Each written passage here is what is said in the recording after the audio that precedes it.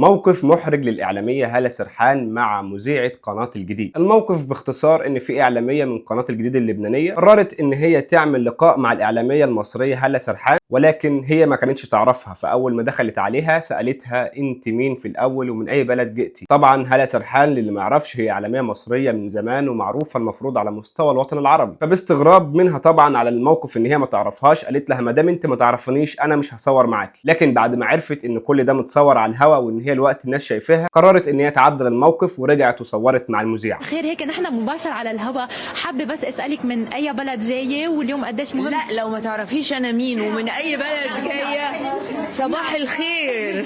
اهلا وسهلا فيكي، اهلا وسهلا فيكي وبكل اهل مصر. قديش مهم اليوم؟ اهل مصر؟ لا انا مين؟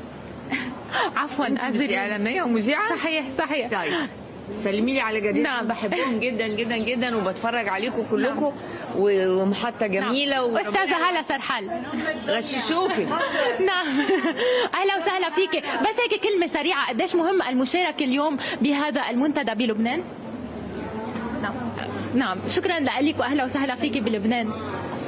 نعم صحتين، اهلا وسهلا فيكي. بعدين اجيلك بعد. نعم نعم اهلا وسهلا فيكي. لا هلا نحن مباشر على الهوا لهيك حبيت هيك اسالك سريعا. يعني نعم كل اللي حصل لك ده دلوقتي على الهوا. نعم نعم، بس هيك قديش اليوم مهم؟ حرام. نعم قديش اليوم مهم؟ يعني ده طلع على الهوا. نعم قديش اليوم